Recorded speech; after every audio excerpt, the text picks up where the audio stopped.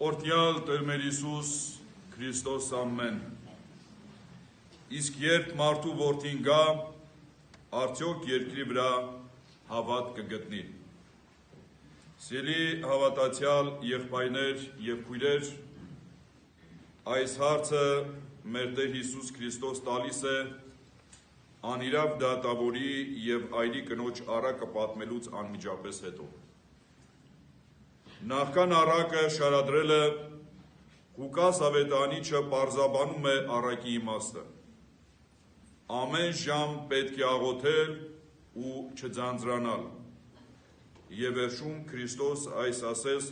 զգուշացնող հարցադրումն անելով ակնարկում է, որ դժվար թե հավատ գտնի այն չափով, այն որակով, որ ինքը կցանկանար տեսնել։ Ինչևէ Քրիստոս բացահայտ չի ասում, որ չի գտնի,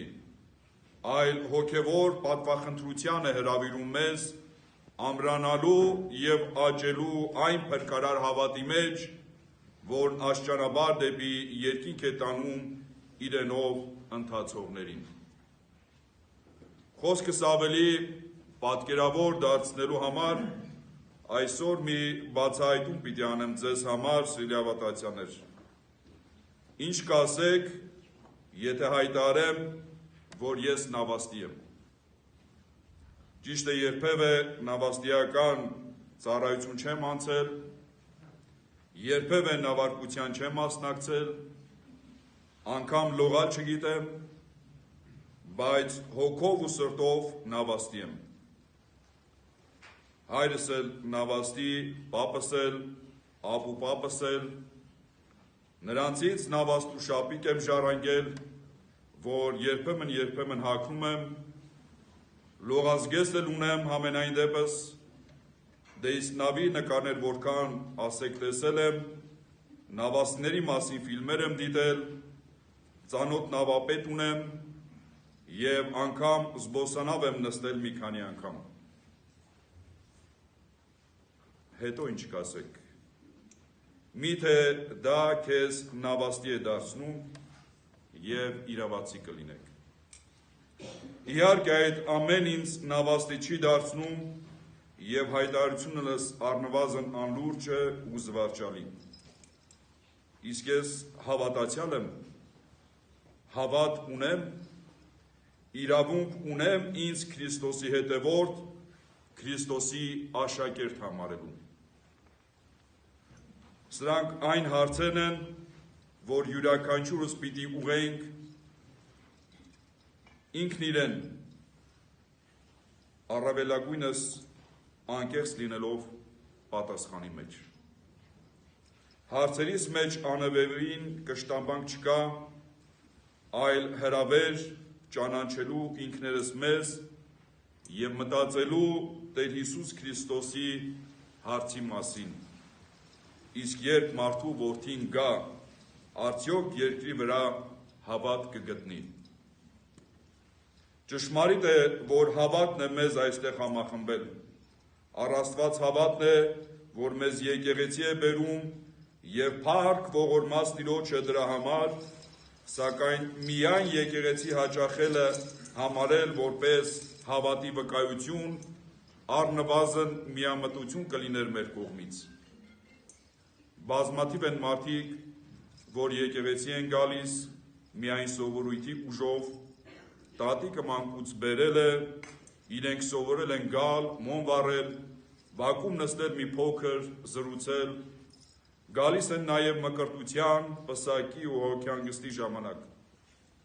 Կան մարդիկ, որ անպայման գալիս են տոն օրերին եկեղեցուց կրակ, օրհնված ջուր, ուռենու ոստեր, ու զատկական ձու, նուր ու խաղող տանելու։ Բայց կան նաև մարդիկ, այդ թվում այսօր այստեղ ներկա գտնվողներից շատերը, որ տերունական օրը կիրակին պատվելով յուրաքանչյուր կիրակի պարտադիր մասնակցում են Սուրբ Պատարագին, ոմանք ժամերգությունների նույնպես, եւ դա շատ լավ է, ճիշտ ու հոգեշահ, սակայն բավարար է արդյոք։ Միայն այս արտաքին ներկայությունն արդյոք խոսում է ճշմարիտ հավատի առկայության մասին, այն հավատի, որ Քրիստոս գալով պիտի փնտրի եւ ինքներդ դատեք։ Ինչ է հավատը, սիրներ։ Արդյոք միայն գիտելիքն առայն, որ գոյություն ունի ամենակարող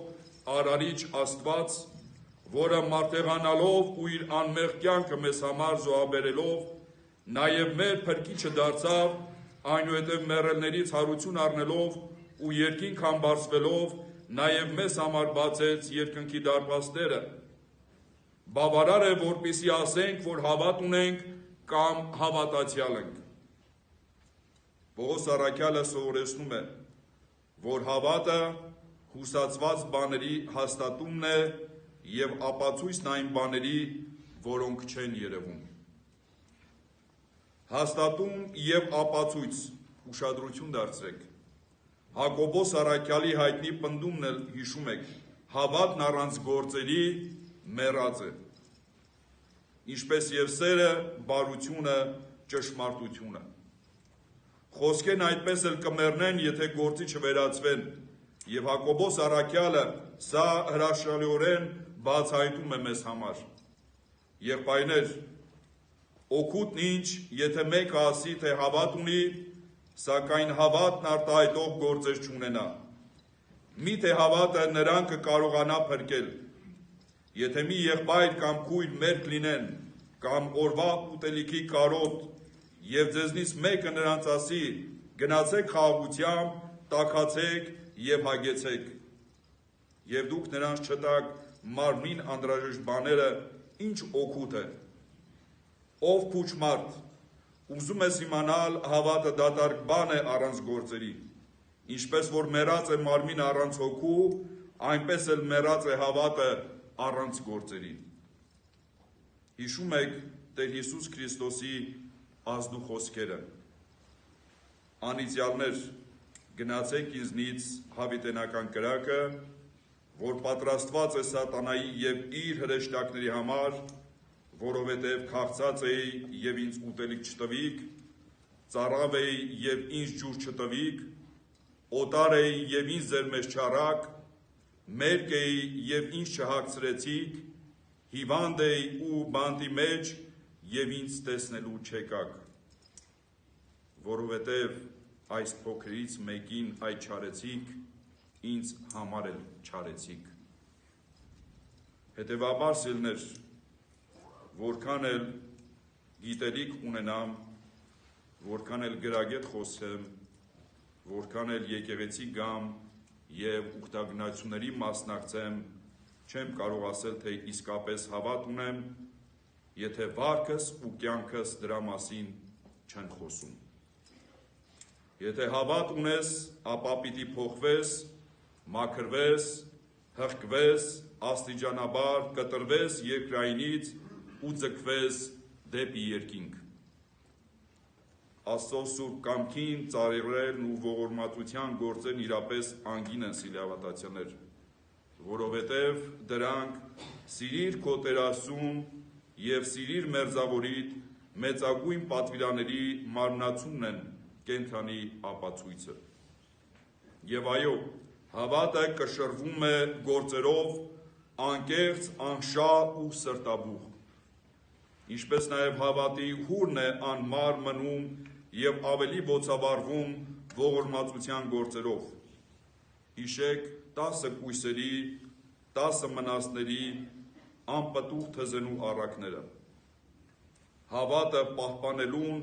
և զորացնելուն անշուշտ օգնում է հարաժամ աղոթքը, կենդանի հաղորդակցությունը մեր սիրելի Հոր հետ, Սուրբ Գրքի հայրերի վարքի ընթերցանությունը, պահքը, պատվիրանապահությունը։